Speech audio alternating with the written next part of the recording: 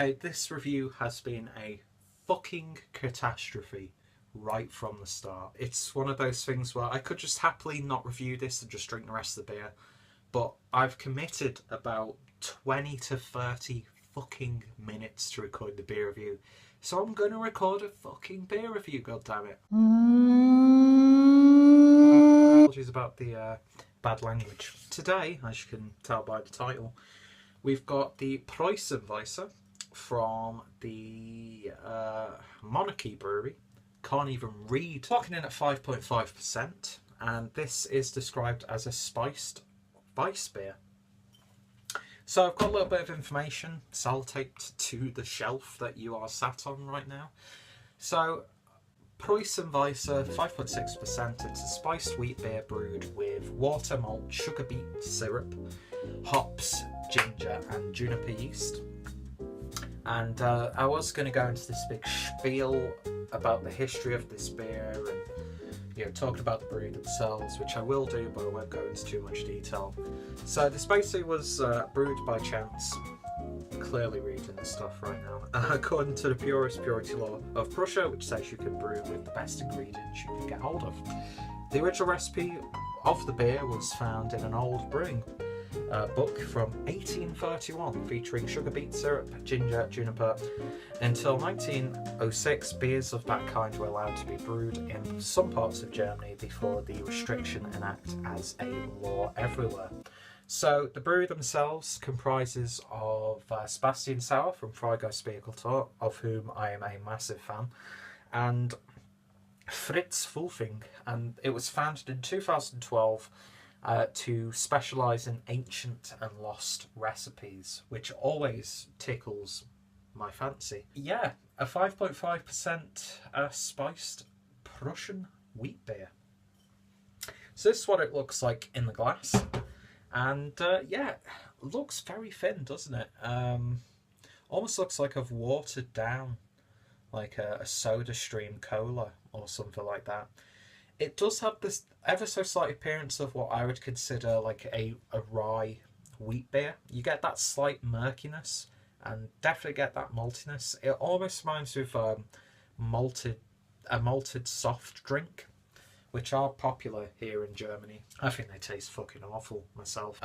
Beer poured with no head whatsoever. It sort of actually reminds me of what tap water looks like in Flint. It's definitely not what I thought it would look like. I'll leave it at that. So let's give this a bit of a sniff. Instantly hit with that ginger, but it reminds me, I've got it here for some fucking reason. It reminds me more of like ginger granules that you get to actually spice stuff, as opposed to a piece of root ginger, which is one of the best smells in the world. Not really picking up any juniper. Definitely pick up this slight fermented yeast flavour. I'm getting a rye bread in there as well.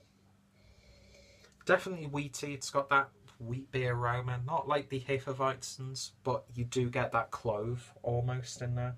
And there's an earthiness which I am attributing to the beet syrup. But yeah, it smells. It's not the most pleasant of smelling beers, but it's not an offensive smelling beer. Anyway, let's just get this beer tasted, because I'm taking up way too much of your time with this already. Cheers, guys.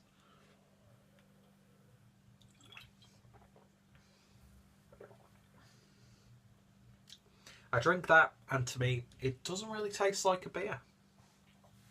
But of course, it's an old-fashioned style. I'm not sure if this is the first instance of this style of beer being brewed again.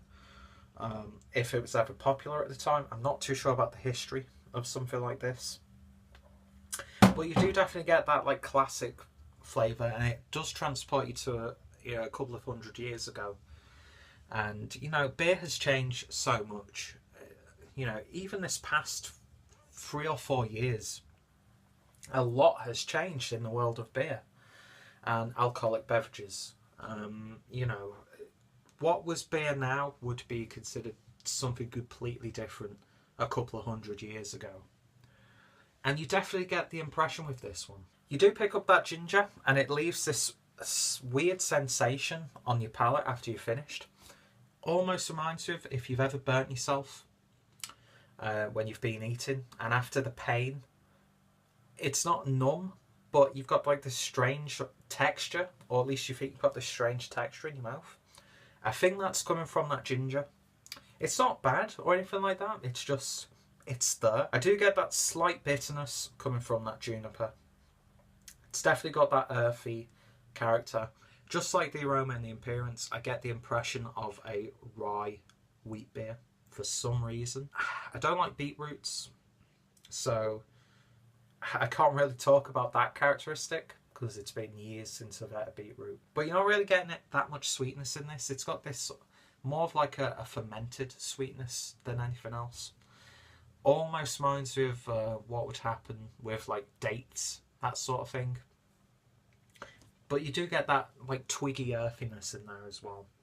It does taste old. It tastes like an old fat. Like if you were to go to like a medieval like festival that they sometimes hold, where you can get like really traditional dishes, and you know, you can watch like sword fights, and you can buy like handcrafted goods, that sort of thing, and then they've got a concession stand where you can get drinks.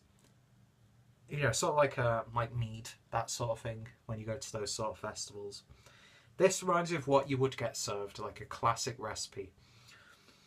Is it to my tastes completely? No.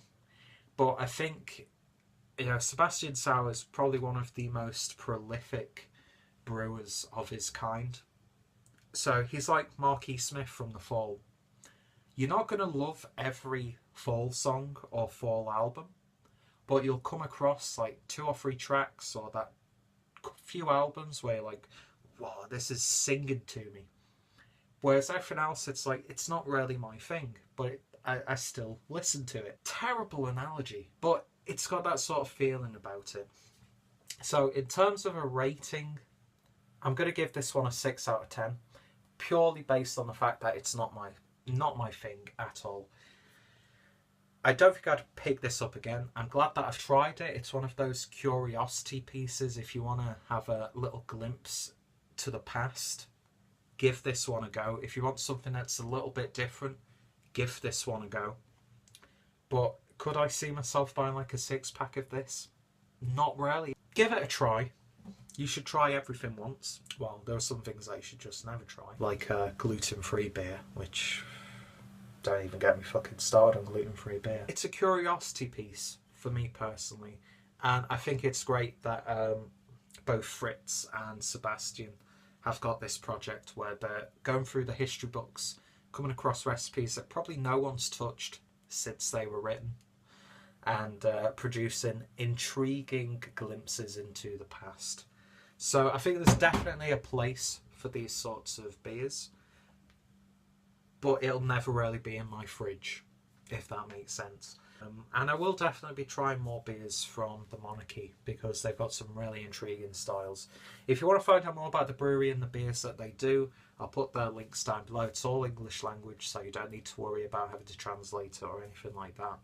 I don't think anybody else on YouTube has reviewed this one, but it has had a few reviews on Rate Beer, Beer Advocate, and Untapped, so those links, they're always in the description. And yeah, so if you want to find out more about this beer and these guys, links down below. Check out my German craft beer playlist as well for more German craft beer. And most importantly, I hope you've enjoyed this video and you will join me for another beer review, and hopefully I won't be as much of a whiny bitch as I am in this one.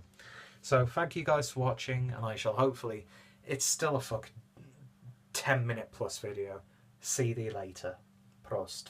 I was going to re-record this video, but I think I would rather stick this up my arse.